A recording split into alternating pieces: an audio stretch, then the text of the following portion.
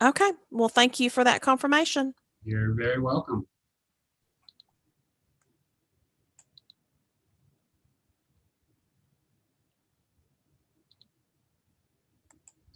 Live stream.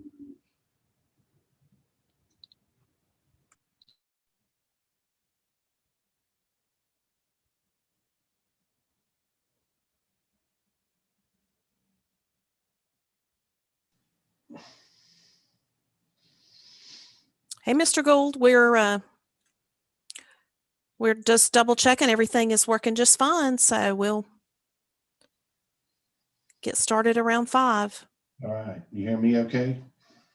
I can, yes. Thank you. Should meet outside today. It's so pretty. Yes, sir. A whole week of it, I think.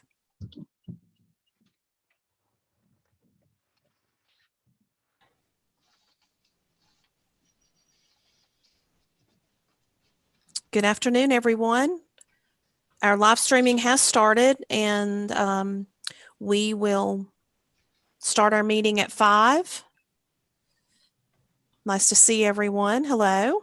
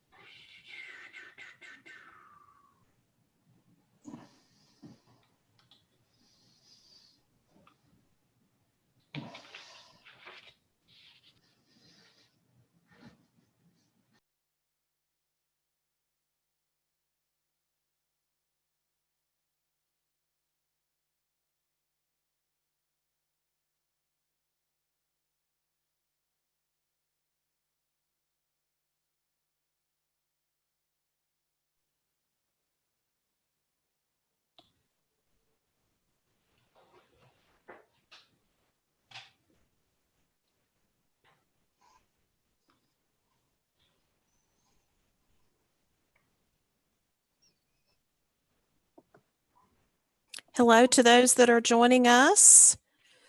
We have about 5 more minutes until meeting time. We have checked our live streaming, and it is working, and we are live streaming at this point, so keep that in mind. We'll get started in about 5 minutes.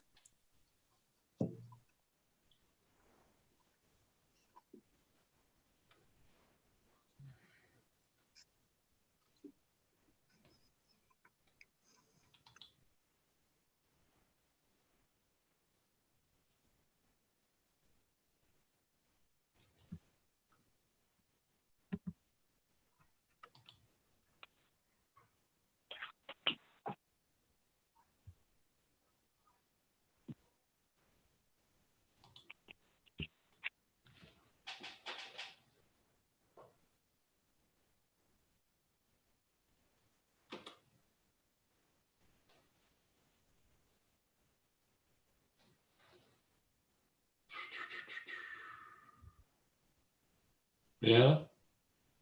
Yes, Mr. Ramsey. You can't hear me?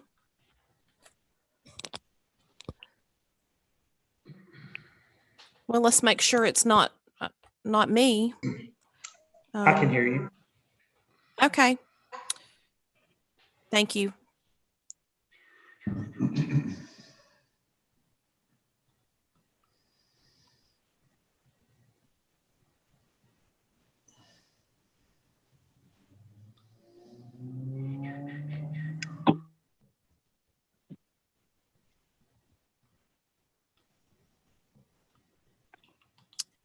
Good afternoon. I see more and more of you joining in. We will start our meeting in about 3 minutes. We are already live streaming, so keep that in mind and we'll be back with you shortly.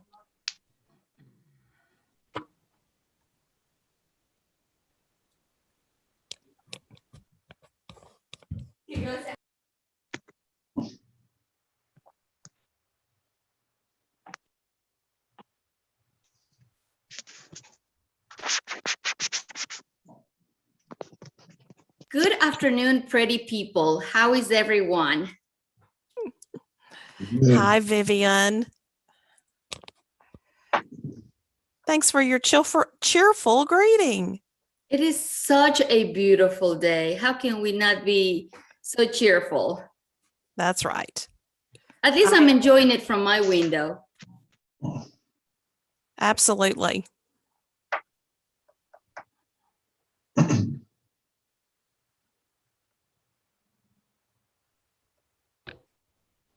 Mr. Ramsey, can you hear me now?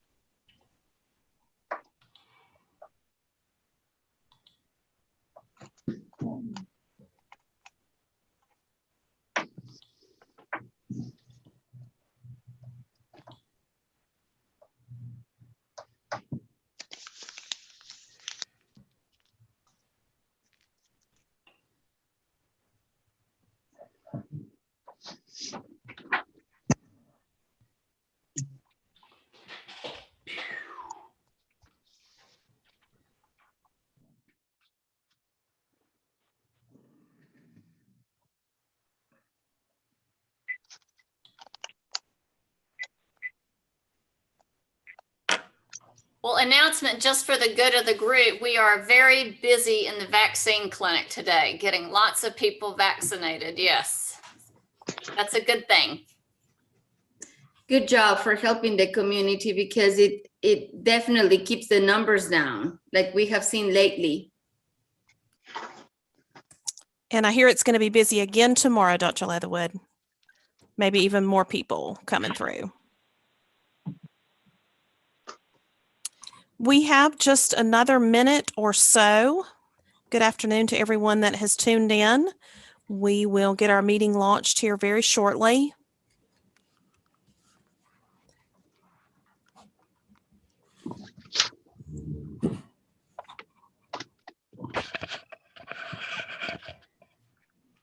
We are live streaming. We've double checked and we've got an all thumbs up on that today.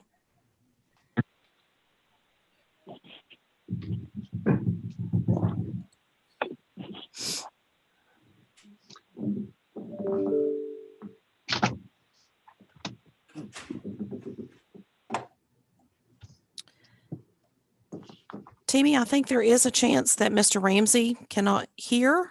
I think I'm on now, am I? Yes, I could hear you and now you can hear me. So, okay. Yes. Well, that's all good. Thank you, sir. Okay.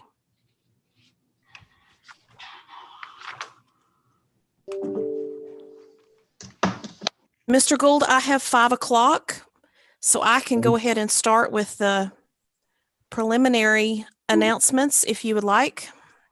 Yes, go ahead. For some reason, I can hear you, but I've lost the video, but we'll move on and we'll wing it here. Okay. We can see you.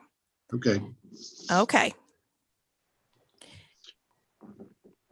So I'm going to Okay. go ahead and call the meeting to Yeah. order. I'm going to let Leanna spell out the rules real quick since we are live streaming, and also she's going to call the roll.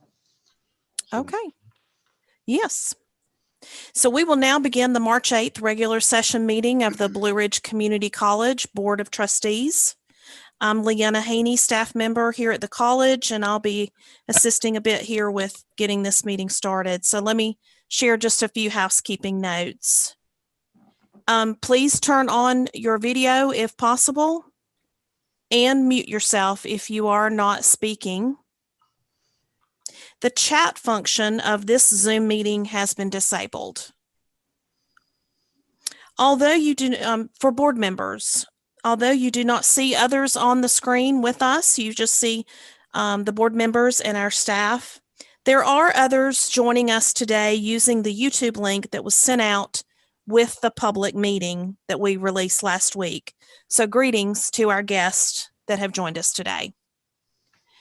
Board members, if you experience technical difficulty today during the meeting, if you want to grab a pen or pencil, I'm going to give you a number that you can reach us if you need to, if you've lost connection or something like that. And so this is the number that you can reach us, and we will do our best to troubleshoot, and that is 828-243-1534.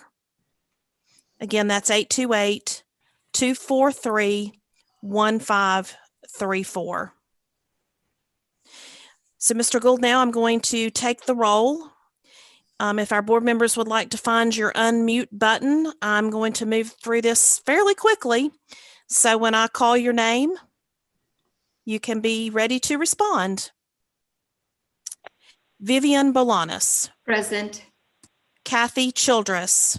Here. Steve Dozier. Here. Clay Edelman. Here. Betty Gash. Here. Jeremy Gibbs. Here. Chip Gould. Here. Joshua Hollingsey. Here. Nathan Kennedy. Here. Kelly Leonard. I think that was a here, Kelly. Michael Presley. Here. William Ramsey. Here. Brian Weaver. Here. Duke Woodhull. Here. And SGA President Eduardo Calvi Molino. Thank you. Mr. Gould, I think we are ready for the first agenda item. And I am here too, Kelly Leonard. Thank you, Kelly. It was not quite as clear that the first time. Thank you. All right. Thank you, everyone, for joining us today for another lovely Zoom meeting. And about the time we'll get proficient at it, hopefully we can be meeting in public again. One other point of order I'd like to make, as we did in the last meeting. I'll ask for a motion and I'll ask for a second, and then rather than have everybody approve it and chime in at different times, I'm just going to ask if anybody's opposed. And if we don't have anybody opposed, then the motion will carry. So again, welcome everyone to our March 8th Board of Trustees meeting. And at this time, I'd like to ask Dr. Leatherwood to introduce our new SGA president. Thank you, Mr. Chairman. As you all may remember, Lydia was our SGA president. Unfortunately, Lydia had to, she was not able to take classes this spring, so she had to take care of her family members in the pandemic. So we have Eduardo Cavillo Molina joining us today. So Eduardo, we're happy to have you with us. He will be our Student Government Association president. So he replaces Lydia. And initially he began working at SGA by assisting with events, but most recently serves as the treasurer in the fall of 2020. So he is eager to be more involved with the college and his fellow students. And Eduardo, if you don't mind, why don't you tell the board a little bit about yourself? Well, thank you guys for having me here today, and I appreciate it. I decided to join Blue Ridge as a first year here since I started in the CCP program, and I really enjoyed it here. And I decided this is my first choice. I'm like, this is it, and I really enjoy myself. I graduated East Henderson High School last year, class of 2020, and I'm glad to be president here, first year. So a little bit more about Eduardo. He's a welding major, represents his program very, very well. He's a child of Hispanic immigrants. This is a story he shares with me. He also brings a unique and valued perspective to his interaction with his fellow students.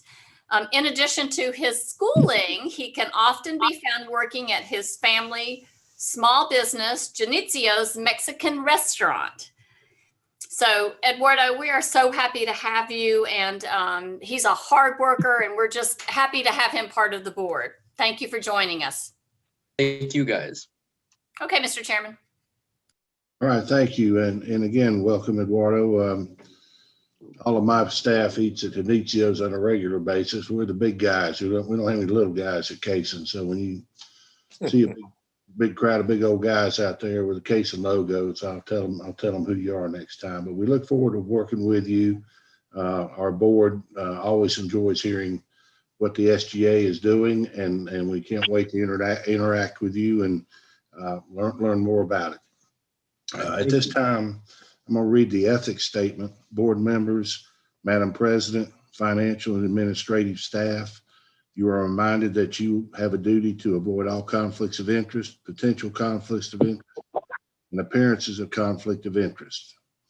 Do any of you know of or anticipate any conflict of interest, potential conflict of interest, or appearance of conflict of interest regarding the matters on the agenda for today's meeting? Okay, hearing none, let the minutes reflect that no conflicts were reported. Okay, you have an agenda, and we need to have an approval of the agenda. If I could have a motion to do so. This is Vivian, and I make the motion to approve. Steve Dozier, second. Okay, we have a motion and a second. Any opposed? All those in favor say aye. Aye. I'm sorry, I can't even follow my own rules here. I'll wake up. Thank you. Okay, we have the consent agenda. Are there any items on the consent agenda that anyone would like to have pulled for discussion? Just like to make a comment on one of them, please, Chip. Sure. We've got a lot of new board members who weren't around a couple of years ago when we went into the strategic planning initial phases. If you haven't had time to read that particular report, many of us have gone through lots and lots of strategic planning exercises that didn't amount to anything but boilerplate as a result. The college has been very careful in selecting, in my estimation, very careful in selecting key strategic plan objectives and not just putting it in the closet somewhere, but following up and taking action. And some of that action is a work in progress. So they're not saying everything's done, we don't have to worry about our strategic plan. It's just a really good plan being followed meticulously by the college, and I couldn't let it pass without saying so. Thank you, Bill. That's a very good point, and that certainly, if you haven't seen it, it's out there and available. And I'm sure that we'll pretty soon in the near future get an update and a follow through on where we stand on implementing that. We did add, excuse me, we did add the Duke Power easement to the consent agenda. I'm assuming that everybody got that, and that's just a standard power easement to allow Duke Energy to run the power over to the new construction project at the Patton building. So if there's no items that need to be moved from the consent agenda to new business, do I have a motion to approve the consent agenda as presented? This is Duke, and I so move. Second. All right, any opposed? Okay, that motion carries. Committee reports. First will be Chairman Duke Woodhull with the facilities. Thank you, Mr. Chairman, and I will like to invite Chad Merrill to walk us through the items. There's quite a bit going on, and I'm very happy to pass the baton to Chad. Thank you, Mr. Woodhull. I will take it from here and try to update the board briefly on the capital projects and the major capital projects. So you have seen most of these. I think Leanna is navigating this. Thank you, Leanna, for putting that on the screen. So you've seen most of these projects already in your packet or on the website. And the Henderson County campus, let me make a note there. You'll see in the note below that table that the Henderson County Commissioners approved this budget on February the 1st.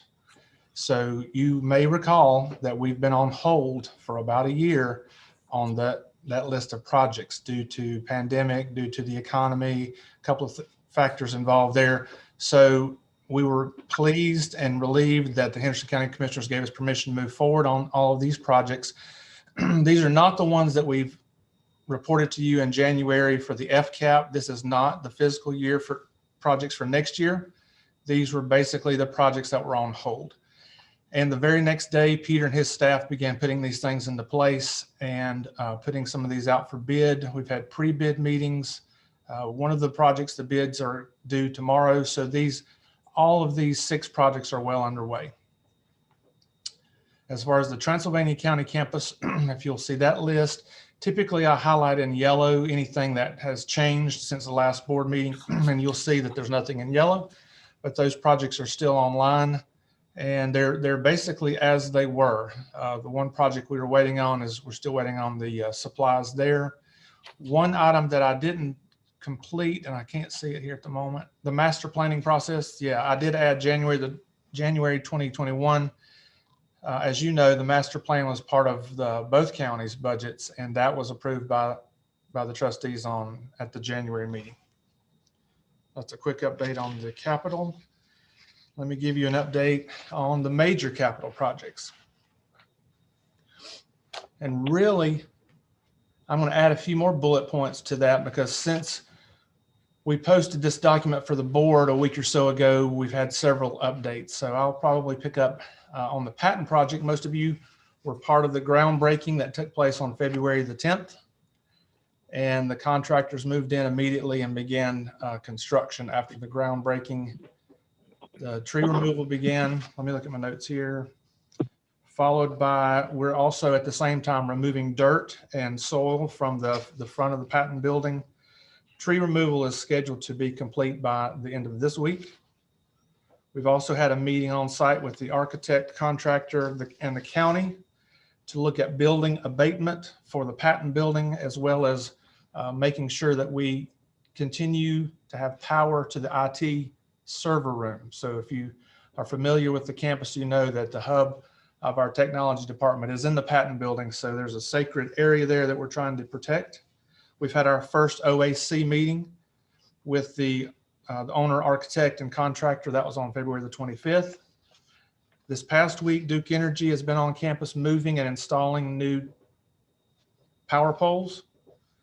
And Peter gave me an update earlier today that the sewer line installation begins tomorrow. So you won't see those notes on the schedule there, but that is about as up to date as I can bring you. The sewer line will be taking place in front of the patent building as far as the original installation, and then we'll continue out from there. We continue to have regular meetings with our stakeholders in the buildings as well, and part of that is to continue looking at the furniture purchases that we'll need, the lab furniture, the technology, and so forth. So the project is well underway, and we're very excited to see that happening there on the West Campus. Now I can give you a quick update on the public safety training facility. Looking at my notes there. Let me just read those out to you real quick. The February 10th, the Blue Ridge Community College Educational Foundation approved, you can see that, an allocation of $200,000. That is to make sure that we have enough funding to complete all of the needs for that building. The budget that we had for that is $1 million. The bids came in a little less than 1.2. So the foundation has put that earmark there so we can supplement the budget if we need to for anything that goes over the $1 million mark. The Henderson County Commissioners approved this project, the budget, and Cooper Construction on February the 17th. We're actually having a meeting tomorrow. The first pre-construction meeting with Cooper Construction will be tomorrow. You can see there that the public safety training facility is potentially a 10-month project. So we're excited to kick that off tomorrow as well. And the Strauss building update on the Transylvania County campus. You can see there we've had meetings again on that campus with the architect and the contractor to develop a punch list. You'll recall that's a punch list on top of the previous punch list. Since then, the Transylvania County Building Inspector has passed the project so it is now complete as far as the inspection goes. And on March the 3rd, we received the official certificate of occupancy. And I'll pause there for everyone to jump up and down and clap and cheer, especially Duke, who's been with us the whole time we've been working on that project. We'll provide some more details for you on that project a little later in the meeting, but we did receive official approval on last week.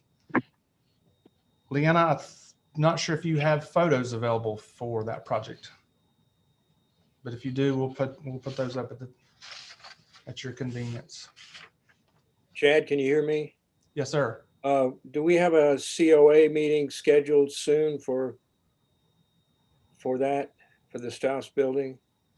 I had a note after we got and talked about it that there was going to be another COA following the occupancy certificate and the final inspection, which was on the 2nd. Let me double check, Duke. I've not heard of the meeting being scheduled yet, so let me follow up and get back with you on that. So that, like I said, completes the Strauss edition until we conclude that discussion a little later in this meeting. There are 2 other items here for me to report. Well, there's some exciting graphics there that I think Leanna's putting up for us. So you can see there, we're happy to report the completion of the Strauss edition. I think it's a 900 square foot building. It's adjacent to the NC Works Center there in the Strauss building. Glenda and her team have already moved the furniture in there. So we're excited to kind of turn that back over to Glenda and her staff and let them start filling it up with classes. It also has a very nice entrance so that you can use that facility without going into the main building. So you can access that. Glenda will probably could have night classes, weekend classes, and those folks can go directly into that new classroom without having to go into our full campus there. Another item on the agenda is the use of our design and professional services. This is just for the board's information. You don't have to approve this. There's no action, but Dr. Leatherwood signed a couple of documents back on February the 22nd. And one of those was for LS3P Architect firm in the amount of $10,000. And that is for their architectural and engineering services for the Henderson building roof. And you'll recall that's one of our recently approved projects. And the second was for the Sims Group for their design services for the Killian building chiller. And that's in the amount of $2,340. So that, again, is for your information. And I believe, Mr. Woodhull, the last thing I have on my agenda is the lease agreement. Correct. And the board may remember this. We've had a lease in place between the college and the Henderson County Fire and Rescue Association for a number of years. But as we move to start construction on the public safety training facility, the location is going to be there at the Fire Training Center. The building will actually be connected to the classroom that's located there.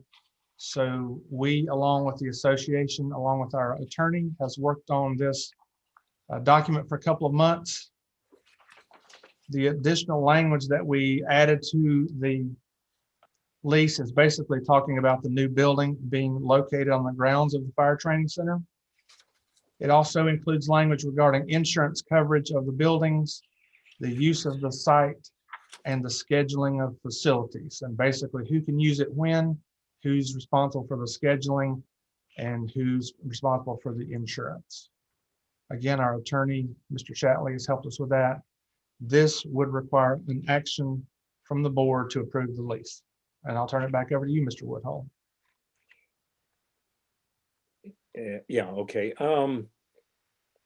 I was wondering if we could see the diagram that was on the last page of that agreement, because that might be helpful to clear any questions that anyone might have. Yeah. Chad, if you can offer comment or two about that, and then I think we'll be ready to vote. Yes, sir. Thank you for pointing that out. So building B, you'll see marked there, that is the current classroom building. If you've been down to the Fire Training Center, there's an office, restroom, shower, and classroom. And that is the primary location for our Henderson County Fire and Rescue Association. And we have a staff person there who coordinates and monitors that facility. Building A is where you will see the new facility, the public safety training facility will be located. And I think my notes say that's about a 6,500 square foot building. It'll have garage doors so that they can move the public safety vehicles in and out. There will be some training areas, office area, and storage. In case you're not familiar with this side of campus, that is basically down the hill from the Sink building. So it's right across from College Drive. And one benefit of, well, there's several benefits of having it there, but one of the benefits is, you'll recall about a year ago or two, the board approved a new sewer line that tapped into that location there, or that was installed in that location. So they can tap into the new sewer line, make some of our utilities and site work much easier. It's a very flat location there, a lot of parking, and so kind of gives you a bird's eye view of the new building that's going to be going down there. And again, we'll be starting very soon. Mr. Woodhull, do you have any other questions about that diagram? I'll be glad to No, answer. I have no further questions. Okay. Anyone else? And I guess we can turn it back to the chairman to go ahead and vote on Yes, sir. agreement, the lease. All right. Thank you, sir. And I might just add to it, when we started this building, it was a POPAT building and primarily for law enforcement training. And as the process, excuse me, developed and the building was designed, and Dr. Leatherwood, Chad met with the fire and rescue people, it became apparent it's also going to be a use that the fire association could use for some training as well. This building is going to be tall enough that you can pull a fire truck in and do some inside training. You can, stack the hoses on top of the trucks and all that. So it's become more of a little multi-purpose building than originally designed. Okay, if there's no questions about the lease, do I have a motion to approve the Henderson County Fire and Rescue Association lease? And this would be pending approval by the State Board of Community Colleges. This is Duke, and I'll move that we approve the lease. All right. Is there a second? This is This Mike. is Vivian, I second. All right, thank you. Any discussion? Anyone opposed to the motion? Okay, the motion carries. Also, before we leave facilities, we kind of go through this fairly quickly, but there is a huge amount of work going on a regular basis. And for the existing board members who've been here a while, I think you're up to date on it. It's a lot going on for the new board members because we don't get a chance to meet in public and things click off on a pretty fast pace these days, meeting construction schedules. I just want to make sure that everybody understands where we are and what's going on, and certainly feel free to check with Dr. Leatherwood or Chad about any information you'd like to have to keep you in the loop. Great project, and again, I think they started moving dirt the day after the groundbreaking. And if you haven't been by there, you just need to drive by and see how noticeable the balance of the buildings are there. I didn't know we had that many buildings there till you kind of open it up a little bit. And it's going to be a fantastic looking facility over there. But do take the time to keep up to date on it and ask anybody any information that you might feel like you need to have. All right, let's move on to finance and investment with Chairman Leonard. Yes, sir. Thank you, Mr. Chair. Greetings to everyone. would like to do the financial update and ask Carolyn Alley to help me out with that. Carolyn's in the meeting, and she will walk us through the financials. Thank you, Mr. Leonard. Good evening, everyone. I just want to hit a few highlights. This is our only item for discussion tonight, but this is our financial update as of January 31st. And you can see under the state budget summary, some additional allocations that we received in December and January. And for the benefit of the new members, I thought I would mention, you may not know what I'm talking about when I say longevity allocation in the table. That is, the state pays, and the college also pays, employees who have been with a North Carolina community college, an agency, or the North Carolina School Administrative Unit, a percentage of their salary annually for years of service. And so we request those funds in November, and we receive those allocations in January for this fiscal year. So that is what the $141,000 for longevity allocation is for. You all may recall that we've talked all year about the potential for a budget reversion from the state based on lagging tuition receipts, projected revenues from the COVID-19 pandemic. And we did receive notification in January that tuition receipts were lagging. And we set aside and planned for approximately 7.3% reversion. However, the reversion came in at 1.1%. Since the date of this report, we did receive notification in early March of a second reversion that is not reflected on this report, and it was in the amount of 0.6%, which equates to $91,000 for the college. However, with all of that said, we are still financially solid. We plan for the 7.3% reversion, and we've only reverted, a little less than 2%. So what we did with the money that we did not revert to the college is we gave it, so to speak, to instruction, and because as you all know, our FTE drives our state budget, and the leaders of those areas are trying to acquire some equipment that will drive enrollment and bring us a return on investment. And we hope that the two reversions that we have seen this fiscal year will take care of what's needed for the remainder of the year. However, we will handle it as it comes along. So I'll pause there briefly for questions on the state piece. I think you all have had time to look over it, but you may have some questions. I'll also tell you that you may recall us speaking about the money that ran through the state for the COVID-19 initiatives and funding, and we spent all of that with the exception of $274 in the Small Business Center Recovery funding. However, that was just due to the fact that it's really hard to spend down to the penny on something like that with webinars that are scheduled.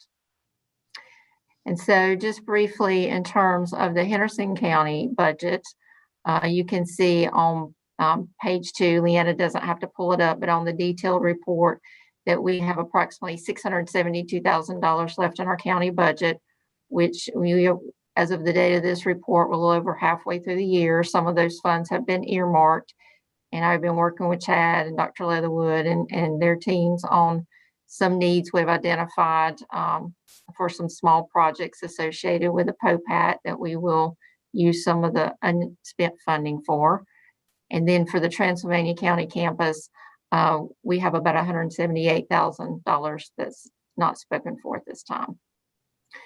You will also notice that our institutional accounts continue to increase. One thing I will say in the restricted funds, Fund 2, is that some of that increase of probably $200,000 is due to the fact that we asked for an advance for the ARC grant equipment. And some of that's been spent in February, which is not reflected on this report. And also an efficiency identified. Dr. Leatherwood worked for the college to receive all our environmental health and safety grant funds for the entire fiscal year instead of monthly. And then the deficits in the Plant Fund 7 is due to the timing of the Connect NC bond. And then, as always, our deficit of $92,000 in Fund 9 is due to the timing of the revenue expense coming in for the return to Title IV excess financial aid. And then the college has a little over $1 million in this short-term investment account with the state treasurer's office. So I'll pause there. I ran through it fairly quickly for the second time, but if anyone has any questions, I'd be glad to answer those for you. Carolyn, I've got a comment, if I might. You heard me talk at the last meeting about the CARES Act, or the stimulus money that comes from the federal government. So I want to be really clear. So the first CARES Act, which took place back in May, is that right, Carolyn? Back in May, the Yes. first CARES Act, we got $1.5 million from the federal government. It came directly to the college, to all the colleges across the state. That money was very, very specific as to what we could spend the money on. 50% went directly to students, as in we wrote a check to these students that were impacted by COVID in the middle of instruction. The other 50% went straight to IT infrastructure and simulation software to be a virtual college, even more so than what we already were. So that was CARES Act number 1. Okay, just recently, I'm going to say back in January, we were notified of what I call it CARES Act 2, stimulus number 2. So we got allocated additional money, which again, it's very specific about what we can spend the money on. We have not drawn that down. We are still waiting from additional guidance from Department of Ed. We're starting to get some information.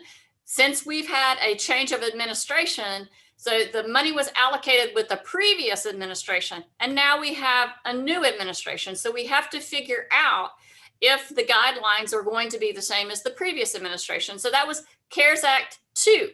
Potentially, we may be looking at a CARES Act 3. We don't know what that means at this point, but I want to be very transparent with you all that the money is coming from the federal government, and we're not sure yet how much it will be or what we can spend the money on. So I will pause there to see if anybody has any questions.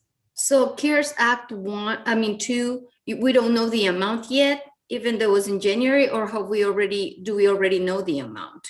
CARES Act 2. Carolyn can tell you that. Okay. Yes, Ms. Bolaños, the CARES Act 2, we received $713,446 for student emergency aid grants, which was equal to the CARES 1 piece. And this go round with CARES 2, we received a little over 1.9 million just for institutional needs. And that in particular we have some clarification on how to use the student emergency aid. So a little over 2 million for both allocations. But as Dr. Leatherwood said, the third round will be more than the second. And so that's Carolyn, that second round money that Vivian's asking about, the $2 million or so, is that in the 3 million cash balances you just went over? No, Mr. Leonard, it is not. We have not drawn that down yet. And probably what we could do going forward for transparency purposes is just add a little section on the HER fund. It will be reflected in the institutional cash balance. And let me explain why we don't pull that down at one time is if there's much time, more than 10 to 14 days lapses between the time we pull that funding down and we use that funding, we come under increased scrutiny by the Department of Education because it's cash flow for the federal government if everyone did that. So no, sir, that is not reflected in that. Okay, good. Thank you. Anybody else have any other questions so far? Carolyn, have you hit what you wanted to talk about? Yes, sir, I have. So I'll turn it back over to you. Okay, thank you, and good job for that. If no one else has any other further questions, there's really no action for us, Mr. Chairman. So I'll turn that back to you, sir. Thank you very much, and good report. a lot of information, and again, glad to see that we're receiving some funding to handle some of the circumstances that we need. Okay, college reports. Dr. Leatherwood. Yes, thank you, Mr. Chairman, members of the board. It's nice to see everyone today, and thank you for taking the time to engage with the college, and you're always there for us, and so we're grateful. Once again, we do wish that we could be together in person, and we're hopeful at our next meeting that we'll be able to see you face to face. I do want to say a special thank you to our IT team here at the college that works behind the scenes to ensure that this is a public meeting, that it goes well, and that the public is able to view and live stream your meeting so they can keep abreast of what's going on at the college. My full president's report is in your packet, but one thing I do want to draw your attention to is the enrollment summary. Leanna, could you pull the enrollment summary up for us? Thank you.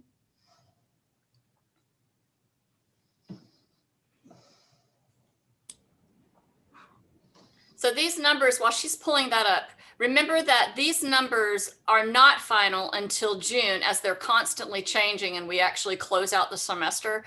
This is also only reflects our degree seeking students and does not include our workforce development. But you can see our average age of our student has dropped, certainly during the pandemic. And you can see some demographics there as well. A lot of our students are going part-time because they're also caring for family members, they're managing their households, they're working part-time. And so we're seeing a lot more part-time than we are full-time at this point. Okay, thank you, Leanna. A few highlights that I would like to mention. I just want to say a special thank you to Duke Woodhull for attending our Professional Development Day keynote speaker. Thank you, Duke. We had Dr. Michael Walden, who's an economist, and he was an excellent speaker, but he talked about the future of the economy post-COVID and what it means to the workforce and certainly to our community colleges.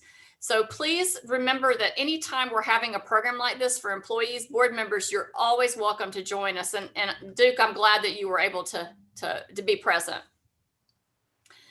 It was very interesting. And if I had known you were going to say that, I would have summarized some of the high points, because I did take some notes that were really, really interesting. It was a very entertaining couple of hours, several hours. And so anyway, I would welcome, or I would echo what you just said. When we have an opportunity like that, when you get a notice, pay attention. And if you have the time, take advantage of it, because my time was well spent on that particular occasion. Thanks, Laura. You're welcome. Thank you for joining us. Second topic I want to talk about is our new employees. We are excited to be welcoming 12 new employees. Leanne is going to put their photos up on the screen for you. We've got a very talented group of people that we're excited about. I think I mentioned the last time that we are having some of the very same challenges that your companies and your organizations are having in finding qualified individuals for our positions. So we've got 12 new people joining us. We currently have 7 vacant positions as of today. So we are on the hunt for 7. Anyway, I just want to say that we're getting really good quality individuals for our positions, and our benefits and our work environment certainly are very good, and people are finding that appealing right now, certainly post-COVID. So thank you, Leanna. Obviously, it wouldn't be a normal meeting if I didn't talk about COVID-19 just a little bit, but I really want to focus more on moving forward and our vaccine clinic.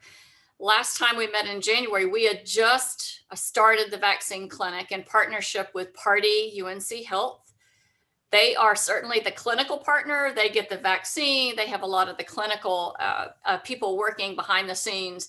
Party couldn't do it without our space and our workforce to assist them. We also now have the National Guard helping in the clinic. So if you've been in there, you've seen them as well.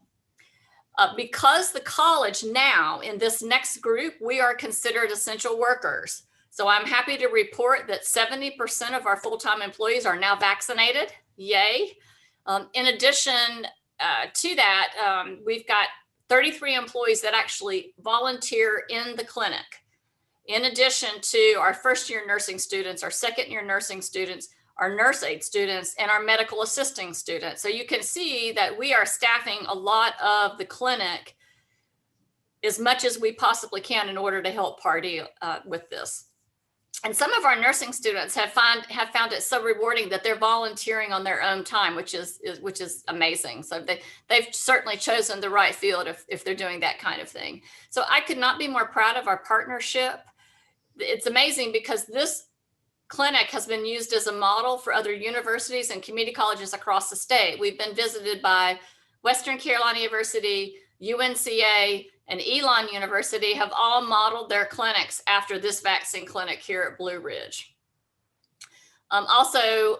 We have also shared we did a virtual tour, and I sent it out to those people. It was really just for other colleges and universities to use it, but really it got sent out to all the 17 universities across the state, and a lot of them kind of patterned their clinic after this one here. So we are doing great work. We're committed to party at our facility to do this work through the end of June. And so more to come on that, but we can tell you as of this week, we're getting more and more vaccine, and that means we'll be able to move more and more people through. For example, today, we will probably get 700 people through the clinic, and I think tomorrow they're even looking at maybe even 800. So things are really ramping up, and some of you have heard from me individually, and I appreciate you getting back with me. So I'll pause there for just a second if anybody has any questions about the clinic or COVID-19 on our campus. This is Steve Dozier. I had mentioned to Laura earlier today that I've heard within the community of what great work that Blue Ridge is doing through the process. You know, everybody had, I've talked to maybe a dozen folks that have gone through that, and everything is so in order, step in line, no delays, and they were just thrilled to death with the work that the college had done to process the vaccines and the folks that went through there. Yes, and I'd like to jump on there with Steve and say the same. I experienced that myself last Friday. Extremely professional. The whole process was very well done. And even the professionals, medical professionals that I dealt with said that they were very impressed with the college and how they had been running things. So kudos to our group, Laura. Thank you. And if you get a chance to make kudos to Party, they've really stepped up and carried a lot of the weight too. So make sure you get a chance to tell John or Jay or your healthcare professional. But anyway, we couldn't do it without them. So the next topic is our legislative. We're in the middle of the legislative session. And I had mentioned to you all that I'm co-chair of the legislative committee for the Association of Community College Presidents across the state. We have a very robust legislative agenda, and we're intently focused on it right now. And as a reminder, if you're talking to your legislators, we have 3 strong priorities. Number 1 is budget stability related to COVID-19. We have a lot of colleges across the state that have plummeted in enrollment. And their fear is that the state will not fund them to the level that they were previously, but with the plummet. And so we're trying to maintain budget stability for all 58 of our community colleges. The second priority is salary increases for community college staff and faculty. That is one of our number 1 priorities. As you can see, we're having trouble recruiting people to our positions. A lot of that has to do with competitive salaries. And then the last one is our IT priorities to include cybersecurity regional positions and support at each campus. So those are still front and center. Those are things we're working on daily. They're moving along. We're seeing some bills introduced, and I will keep you posted. But if you're talking to any of our legislators, I would ask you to just tell them to remember our community colleges in your conversations. So I'm going to talk just a little bit about, if you asked me a year ago prior to COVID, I would have told you that the single greatest threat to our campus was an active shooter. Those are the things that would keep me up at night. While this still remains a threat, there's another significant threat that has risen to the top right now, and that's ransomware attacks on our public institutions. And many of you may have heard it's happened to several of our K-12s. also several other colleges in the state of North Carolina. The most recent one has been at Central Piedmont Community College, which is the second largest community college in the state of North Carolina. They got hit with a ransomware attack. They lost everything. They had to rebuild the entire system. You can't do payroll. You can't offer classes. You have no LMS, the learning management system. It totally disabled the second largest institution in the state of North Carolina. So I'm going to yield the rest of my time to Steve Young. He's our Chief Information Officer, to talk to you a little bit about data security and what that means for us. I think it's really important that you all are aware of this threat that is, it's real and it's out there. So Steve, if you will take it from here. Hey, good afternoon, everybody. Thank you for taking the time to hear this presentation. So as Dr. Leatherwood mentioned, this is a critical topic, not only for Blue Ridge and other community colleges, but really organizations worldwide. There's definitely been an increase in this threat over the last few years. So hopefully you can see my screen here, sharing just an overview. So the thought is that we'll kind of cover this in 3 different sections. First, we'll just talk about some terminology, discuss the threats and the risk, kind of get a better understanding of exactly what do we mean when we say cybersecurity. The second part, we'll talk about things that the college has been doing and is doing right now to help keep our systems protected and secured. And then the third bullet point ties in a little bit with the last thing that Dr. Leatherwood was speaking about, which, that legislative priority and looking to the future and how we're going to keep protecting our assets and IT resources in the future.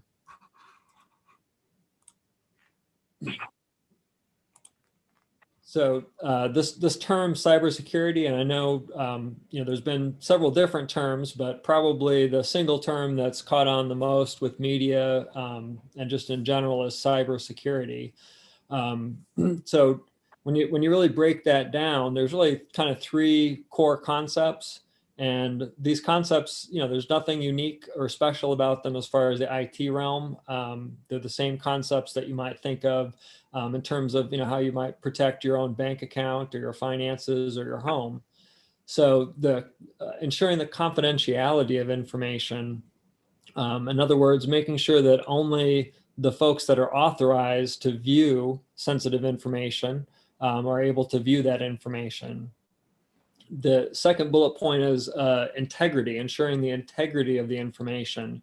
And integrity means that only the authorized folks are able to make changes to the data. So any transaction that's taken place is being done by somebody that's authorized to do so, and there's a log or an audit trail or some type of record that they've performed that action. And then finally, availability of information systems, resources, and the information itself. So these 3 phrases together, they're what IT security folks call the CIA Triad. In this case, CIA standing for confidentiality, integrity, and availability. To kind of put these terms in context, we hear about a lot of different type of attacks maybe in the news.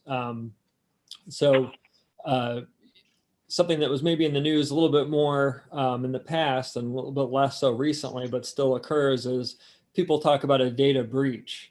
Well, a data breach would mean that either the confidentiality or the integrity of some, trusted or secure data was breached. And in more recent times related to ransomware attacks, we talk about the loss of availability. So some other terms, also include maybe denial of service. So if you hear in the news, some company, experienced a denial of service attack, that relates to the availability of their systems and resources not being accessible to those who need it. And as Dr. Leatherwood mentioned, those ransomware attacks, they often target the availability of systems. So you might have resources that are really needed to run the business or the organization, and those are taken out and held hostage essentially for a period of time by a ransomware attack. So, we kind of talked at a high level in the previous slide, but really when we get down to it, fundamentally, cybersecurity, it's the same reason why we like these systems, why we enjoy and invest in information technology is also that double-edged sword that's also hurting us. So computers and information systems in general, they're multi-purpose devices that run programs. They run whatever program we want them to run. And of course, we're usually using programs that help make us more productive or, accomplish some goal that we, the owners of the systems or the organizations have in mind. But, if you just kind of ask yourself this question, the computer that you're running right now, or your mobile phone, if you have a cell phone, a smartphone, that's essentially a computer, how do you know exactly what that program does? If you go to a website or go to a application store like the Apple App Store, and you install a program, how do you really know what all it does? Well, the answer is we don't. We don't really know everything that a program does.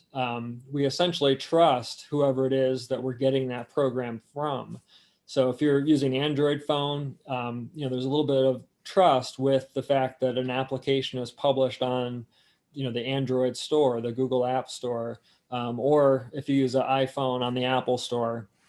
So essentially, cybersecurity comes down to making sure that all of the programs that are running on all of an organization's computers are doing what we want and expect, and no more. And that's a pretty daunting task, and that takes a lot of expertise, and that takes essentially a lot of help, a lot of software, ironically, to help make sure that that's all what we desire and trust is happening.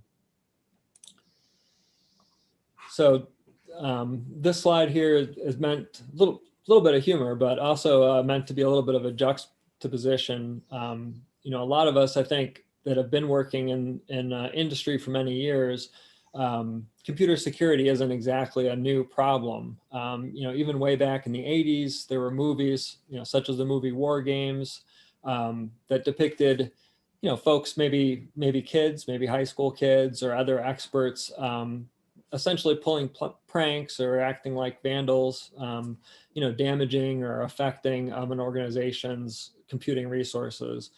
Well, that's still going on to some degree, but really the major problem, and the problem that's affected schools like Central Piedmont and other large organizations, it's really organized crime.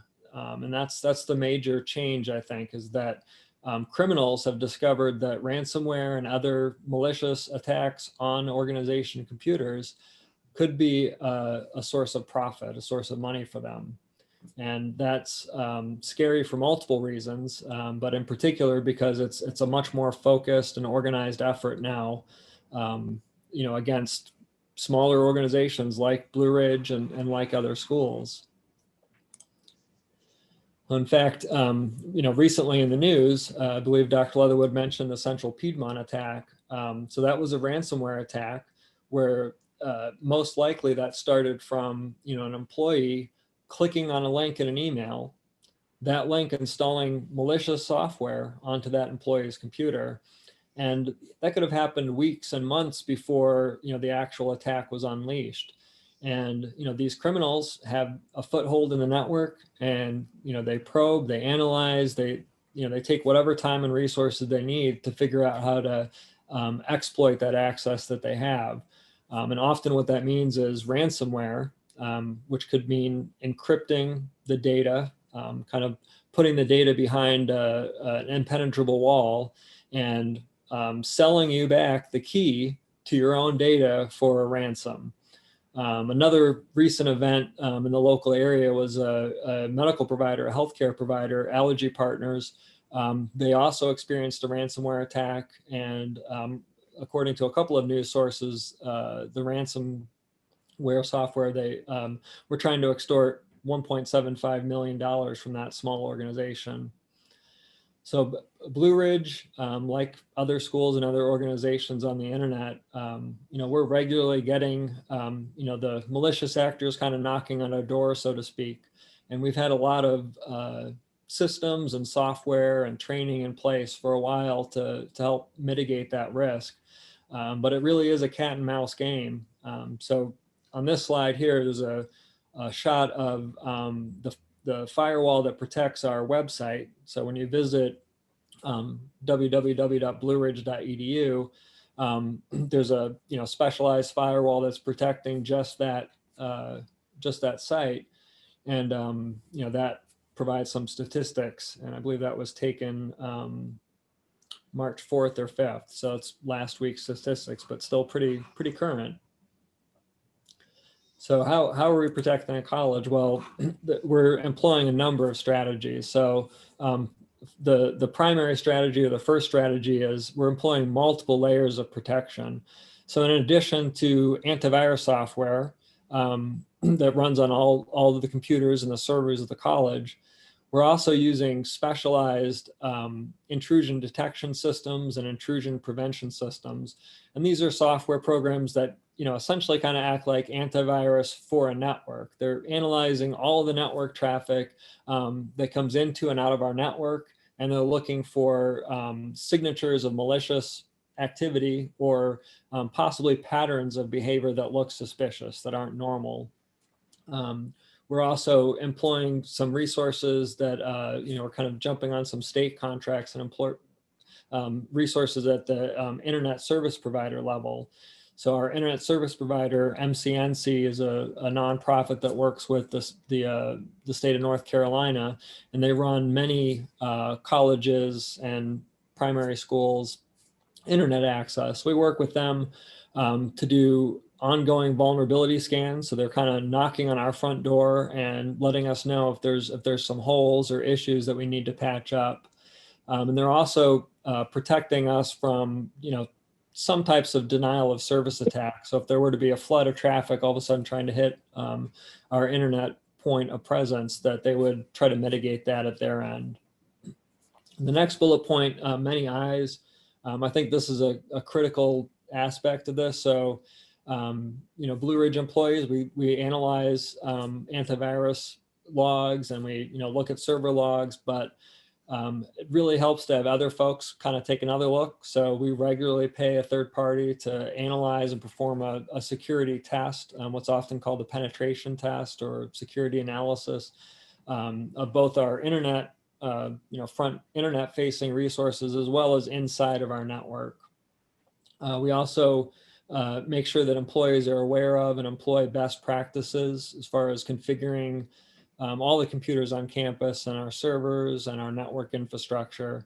One example of a best practice is least privilege. So in other words, we're only giving people the access that they need, the computer the access that it needs to do the job that we want it to do, and not giving it too much access. So in case that one point is exploited by malicious software, kind of contains the damage a little bit. We also have been using a third-party resource called KnowBe4, know and then the word B and the number 4. And KnowBe4 operates a very comprehensive information security awareness training program for all of our employees. And since about 2017, our employees have been enrolled in that, and we've asked them to complete that as a mandatory thing that's done each year. And we also have an ongoing phishing email test campaign. So all of our employees, at kind of random periods, they're emailed fairly believable looking phishing emails that try to trick them into clicking a link. And if they do click a link in one of those test phishing emails, they get some immediate feedback that they've made a mistake. And there's some aspects of that phishing email that are highlighted as to what might have tricked them and what they could look for in the future to avoid that. And then they're also enrolled in some reinforcing training to help them prevent making that mistake in the future. And then the last couple of items, we're probably all too familiar with software updates. We want to use our our Mac computer, and it tells us that we're going to have to come back in 20 minutes while it's applying an update. But we make sure all of our systems are kept as up to date as possible. And then finally, of course, we employ data backups. And for critical systems, we actually try to use two diverse, totally distinct methods for backing up our data. Often that means, we're doing something where we're backing up to drives that are locally, in our server room and on our premise. And then we're also backing up to a cloud resource that's off campus.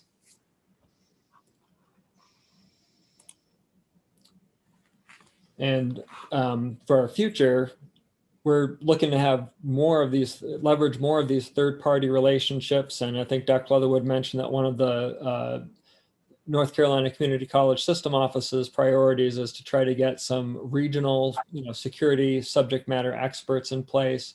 And again, that's, I think, fantastic to get, that expertise, but also somebody that's not, an integral part of the system. As you know, if you're, the person that's working day in and day out with whatever it is, technology or systems, you might kind of be blinded by, a mistake that you're making or not aware of something that you could do better. So more eyes, leveraging state resources and other third-party commercial resources.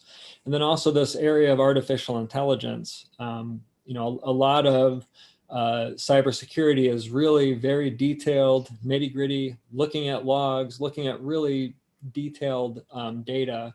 And, we're all human, so it's kind of difficult to always catch every little detail, especially when you've got a lot of other things that you're working on. So leveraging some of those third-party resources that are now increasingly using artificial intelligence to analyze data. That's, I think, going to be a key part of our strategy going forward. And then, of course, continuing to evolve and grow and train our IT staff on, the emerging threats of tomorrow. I know I covered a lot of stuff, but I'm happy to take any questions anybody has about any of this. I have some questions, Steve. So one, if a person right now at the college, they get their emails on their phone, can that also be compromised, the system? Yeah, that's a good question. So at Blue Ridge, like many organizations, folks are able to use their, smartphones to access email. Smartphones, and this includes Apple's iPhones and then Google Android-based phones. Those devices are vulnerable to, ransomware or other malicious software. Here on our campus, an employee's phone is not able to access any of the more secured part of our networks. So we have a public, network, public wireless network, but also all the classrooms are on a kind of separate network segment, separate from all of our employee resources. So if somebody were to have a telephone, a smartphone, or just, laptop or other personal device that they brought on campus, and if that device, had some malicious software running on it, it would be pretty difficult for it to, affect our employee resources, our internal resources, because it is communicating on a separate network. A very good question. Thank you. And Laura, I have another question, please, ma'am. I wanted to find out if we do have insurance on cyber coverage, and if we have enough coverage for that. I mean, I know that we never think that when we are paying, we think we have enough, but when something happens, we never have enough. So are we really covered with a good insurance?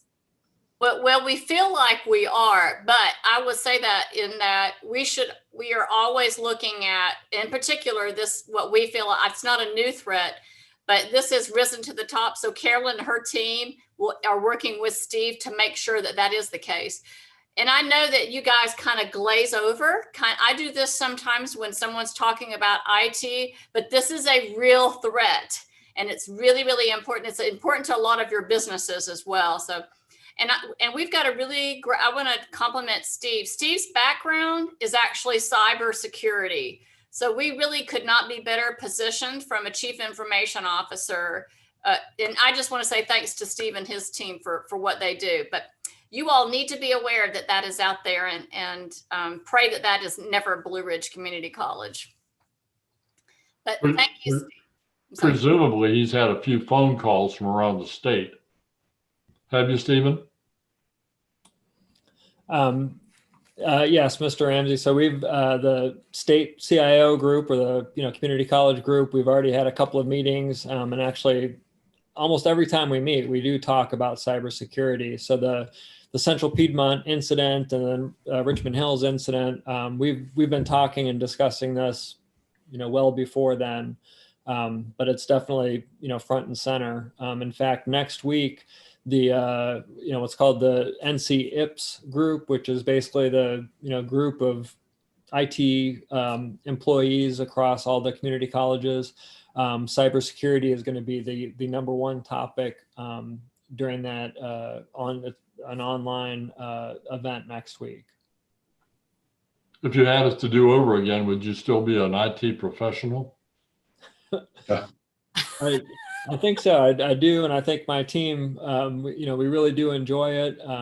But I'll admit, it's definitely more and more challenging, because it is that cat and mouse game. But I think one aspect that helps is when leaders such as yourself and Dr. Leatherwood recognize the difficulty of this work and help support us with the resources that we need. And I know that our system office is doing the same with the state legislature, so that we really do appreciate that. Thank you, Steve, and thank you, Mr. Chairman. And I'm sorry we took a little bit longer, but that's really an important topic. So I'll turn it back to you, Chip. That's fine. And again, that's great information. We all hear about it. And again, the story that this just hit over in Asheville at Dr. Ellis's office, and it's certainly very, very relevant, and reminder that it's out there every day. Glad to have the team that we have taking care of this and looking after it. I do not have any old business, but just a couple of comments I want to make real quick. Going back to the building on the fire training center, I want to definitely thank Lisa and the foundation board for stepping up with that extra $200,000. We had a very short fuse from the time that we received the bid on the building and we had to pull the trigger. We had requested $1 million for that building. The bid came in, as Chad mentioned, at a little under $1.2 million. And quite frankly, if the foundation had not stepped up, we would have had to put that building off. The next closest bid was like $1.8 million. So thanks to them again. If you see the board members on the foundation board, and also Lisa, extend your thanks to them.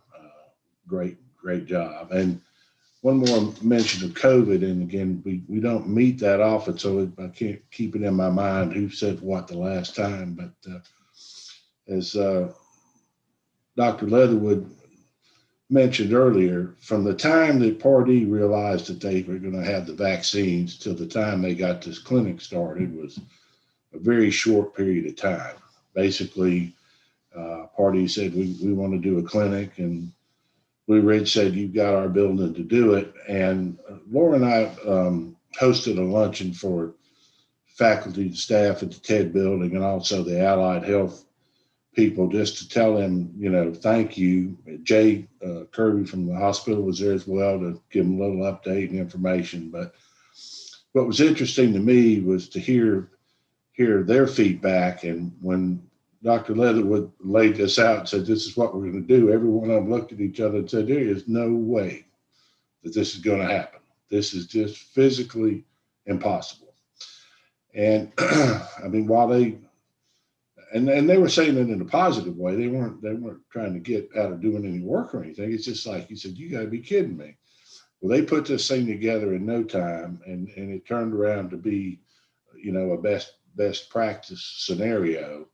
And everybody's loved it. It has probably been the biggest marketing, PR accomplishment that Blue Ridge. I mean, I think we could have ads on WLOS 3 times a day, but we would not get the positive feedback that we've gotten from working with Party and other partners on this vaccination center. And I can guarantee you, if you're doing 700 people a day, probably 600 have never been to Blue Ridge before.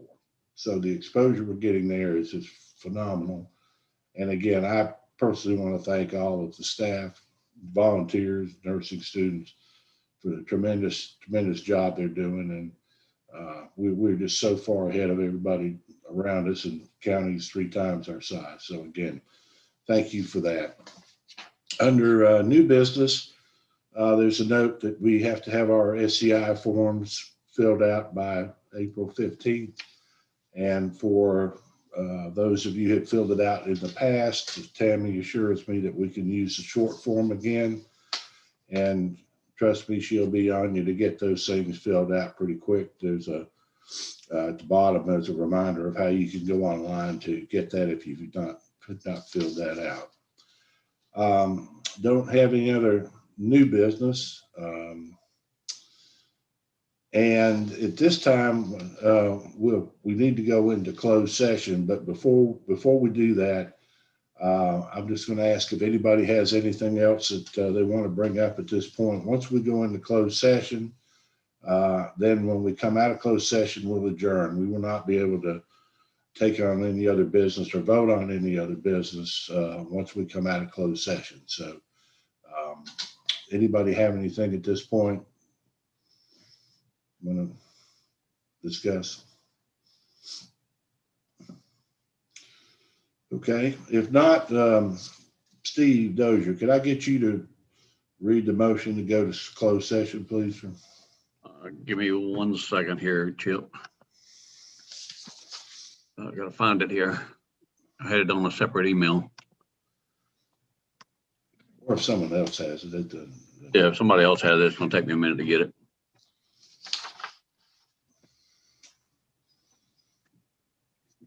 Got it.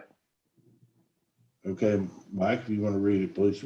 I move to go into closed session pursuant to GS 143-318, .11 A1A to prevent the disclosure of confidential personnel information pursuant to GS 115D-27 and 318.11A3 to present the disclosure of confidential attorney-client communication. All right, thank you. There's a motion. There's a second. Second. Any opposed? Okay, we will go into closed session. If you'll just wait just a few minutes, and we'll let Leanna drop everybody off the live stream. Yes, because the Board of Trustees will not be taking any action after the closed session other than adjournment, the live stream is